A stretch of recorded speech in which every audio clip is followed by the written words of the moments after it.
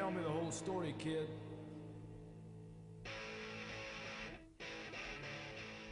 If anywhere in the world needed punk, it was Belfast, and punk in Belfast was a uniting force. It was the first time since the Troubles began that Protestant and Catholic kids could come together in a venue in the city centre and mix, and it didn't matter whether you're a Protestant, didn't matter whether you're Catholic, didn't matter whether your hair was pink, blue, orange, green, as long as you were a punk, that was a uniting force. Took my knife out of the kitchen drawer. My name is Terri Hooley, and at the moment I run the Phoenix Record shop in the Haymarket Arcade in Belfast. I was born in 11 Cameron Street, off Botanic Avenue on the 23rd of December 1948, and there were 3 stars in the heavens above the house that I was born in. You believe that, you believe in it. Botanic Avenue in those days just reminded me of Little Paris, with all the artists, and the bohemians, the poets, the painters, the performers of blues. The Troubles came, I couldn't believe how quickly everybody in Belfast became so ghettoised. People retreated to their own areas. The pubs in town closed about 6:30, 7 in the evening. Belfast was a ghost town.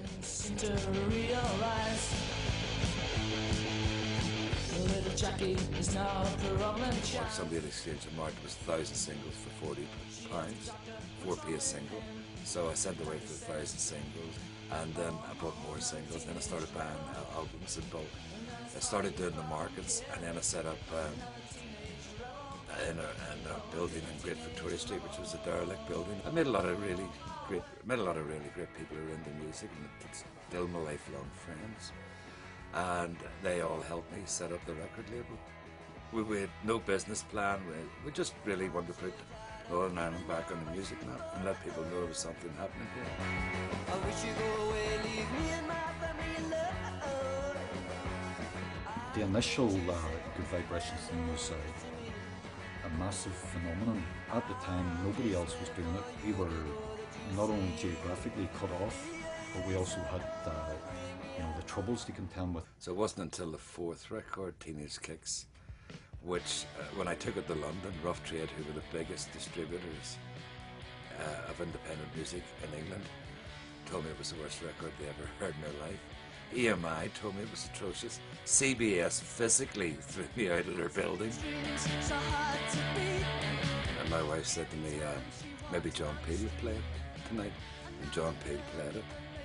And he said it was not the most wonderful record you ever heard. And he played it again. When Kurt Cobain came and played Belfast, and he was taken to the hospital ill that night, he said, I don't mind dying in Belfast, the home of Good Vibrations. Terry had a lot of sort of difficult times between keeping the Good Vibrations shop going and the label. I don't think there was much money there as such for the label. Why?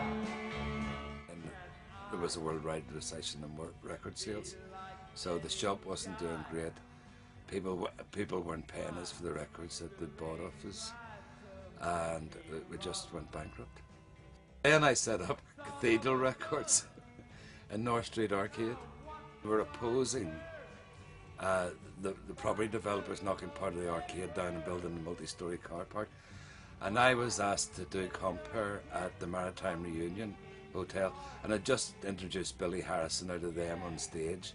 And Biggie, my friend, who was also in the arcade, he phoned me up and said, the arcade's on fire. And I said, what end of it? And he said, it's all gone.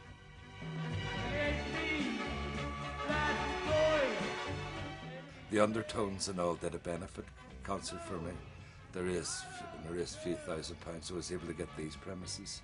So it was like starting off all over again. What would you do the highlights and lowlights of your life? Meeting Bob Marley. I think it's meeting a lot of my musical heroes. But all the mistakes I made, I wouldn't change anything.